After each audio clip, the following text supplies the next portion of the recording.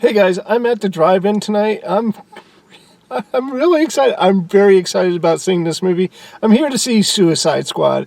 We all know that the first movie was all that great, but I became aware of James Gunn with the writing credits on Dawn of the Dead, the remake, the Zack Snyder directed film, Dawn of the Dead, and I loved that movie. I thought it was great. I think Zack Snyder is really a great director if somebody writes for him. If he's left up to his own writing, it kind of sucks. But this isn't about Zack Snyder. It's about James Gunn. James Gunn wrote that movie, and then he went on to do other movies, but he did Guardians of the Galaxy. And I was a pretty good, that was a very solid film. And even the second one was not as good, but it was still a really solid film, and I enjoyed that. I really dig James Gunn. I think he's a great writer-director. That makes me extremely excited to see this Suicide Squad movie. Not only that, but I've snuck a peek at the Rotten Tomato meter, and it's scoring really extremely high. It's scoring like in the 90th percentile. I think the last time I checked it was 96. Man, I am beside myself to see this movie. I raced here. I'm early. I can't wait to see this movie. Now, the second movie is Conjuring 3. I forget the subtext for it, but I didn't remember it. I don't care. I'm not a big horror fan movie. I'm not a big horror movie fan. But at the same time, my personal rule is I don't leave the second movie unless it's absolutely necessary. I'm going to give this second movie a try, even though it is a third in a franchise that I don't know if I've ever seen the other ones or not. They have obviously not left a mark on my memory, but that's my really long way of saying, man, I'm excited about seeing the Suicide Squad movie, and I'm here to see The Conjuring as well. All right, I'll be back in just a few seconds to let you guys know what I think about the Suicide Squad. All right, see you, bye.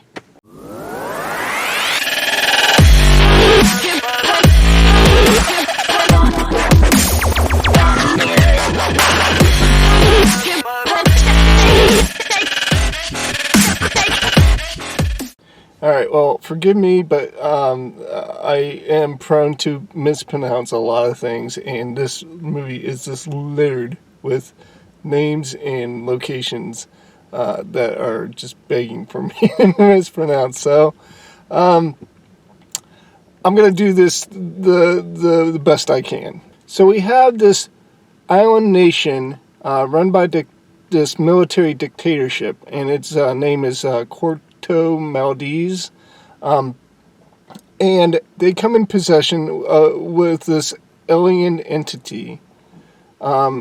We don't know what this alien entity can do until the very end of the movie, but it provides a common threat to the United States. The U.S. government goes ahead and they assemble this ragtag team of felons, of criminals that are expendables to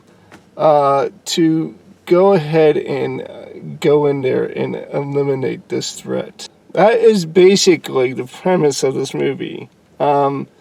Now, we have characters in here that are, yes, they're criminals. They're part of the Suicide Squad, as they were nicknamed, that we get to know throughout this movie.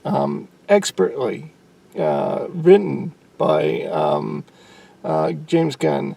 We are given some very, very smart writing and very, very well-executed humor and action sequences. This movie was just a joy to watch, as opposed to the last Suicide Squad, which was kind of uneven and kind of messy.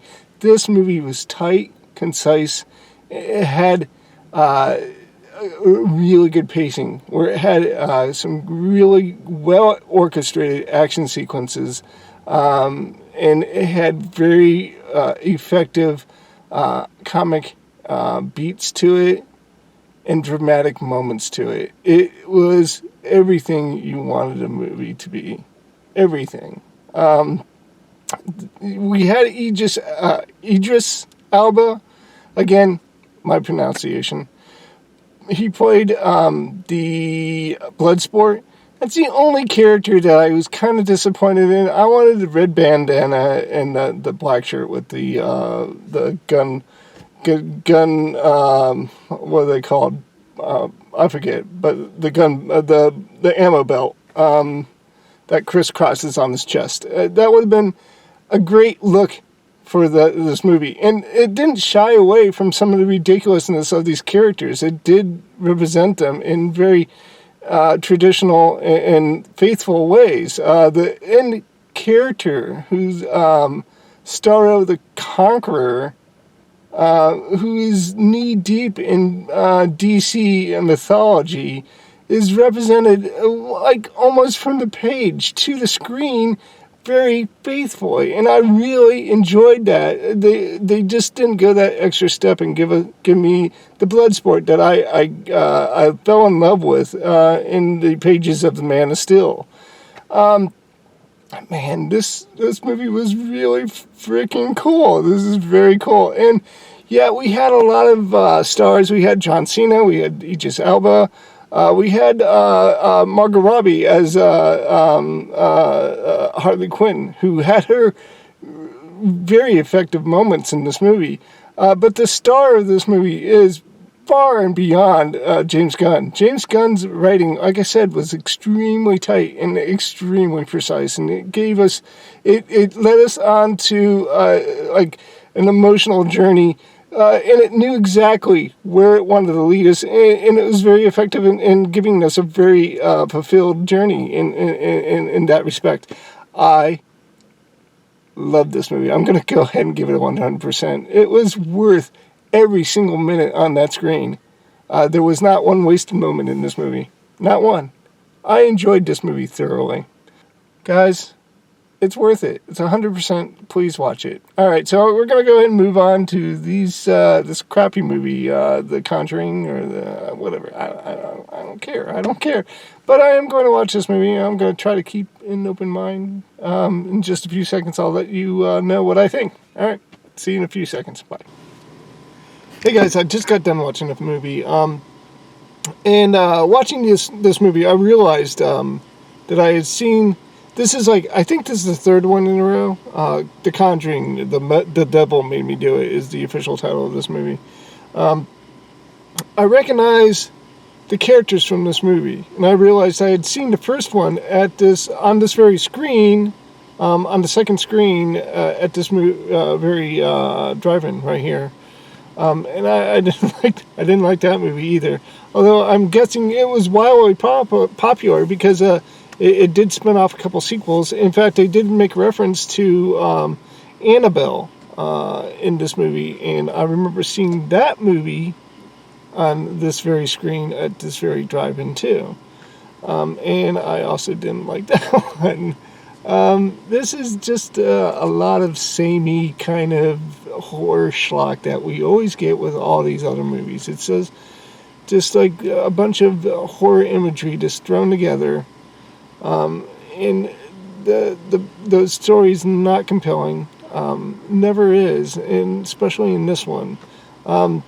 So the premise of this movie is and it states in the beginning of this movie, based on true events. And then when they're rolling credits, they're showing real footage of this couple that are supposedly supernatural demon hunters or exorcists or whatever their shtick is, and they're being interviewed by Tom Snyder.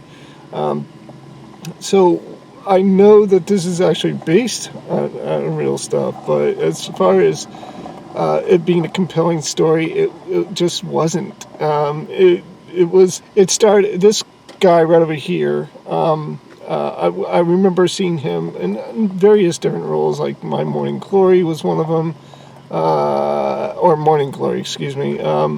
Most notably as Night Owl in the Watchmen movies. It also starred this girl right over here. I recognize her from different movies as well. Most notably from Up in the Air with George Clooney. She played George Clooney's mistress in that movie. It again was just it was really clunky dialogue. It was very tropey, very samey horror imagery used in this, and it was just kind of boring. It basically started off with an exorcist gone bad, where they were trying to exorcise a demon out of like an 8-year-old kid, and everything that they tried went horribly wrong until the very end when one of the relatives gets a hold of this 8-year-old kid and basically sacrifices his soul for the young boy's soul, saying, take me instead, which, is copied right out of, The Exorcist, and not done to great effect either.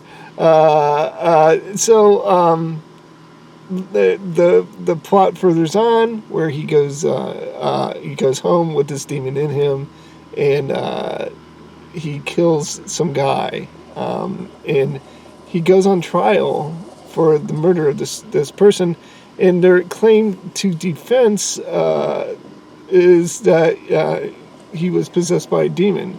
And I guess this was what really went on in real life.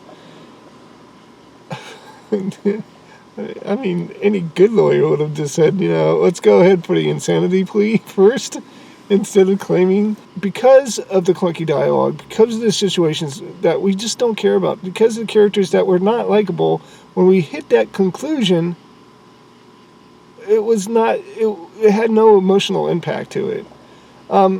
So just to sum it up, it was a very tropey, very samey plot that led into a very boring story, where the female character seemed to have some kind of supernatural psychic ability that kind of seemed to turn on and off whenever it was convenient for the plot. They discovered the mystery behind this possession. When we finally hit the conclusion just has no emotional impact to it at all. It was just boring and very predictable. I am going to... It's like a 35 lower. Let's go 23. I think that's pretty generous. I didn't like that film. Here, let me compare it to the first one, which is Apples and Oranges. I know this is a totally different film from the Suicide Squad movie, but at the same time, we were given characters, outrageous, over-the-top characters in the first movie, but we were also given reasons to care about them and to believe in what they were saying, and really smartly written dialogue. This movie was the exact opposite. We were given characters that were really based in reality, but clunky dialogue, and we were never given any reasons to like any of these characters. So by the time we hit the conclusion, we just didn't care. 20%, 23% is, I think, a little too high for this movie. It was not worth your time and not worth the money or effort to go see this movie. That's it, guys. I'm going to go ahead and get out of here before they come out and ask if my car battery's dead. But other than that, I really did enjoy one of these movies tonight. If I could recommend any movie, please watch The Suicide Squad. Go out and spend your hard-earned money on this so that we get more of these movies, because that was incredibly enthralling, enjoyable, and they definitely set up for a third one. So, I mean, if we support this movie, we'll get a third movie, and maybe it'll match the quality of this one. All right. Once again, I wish everybody peace on today. I'll talk to you guys later, and goodbye.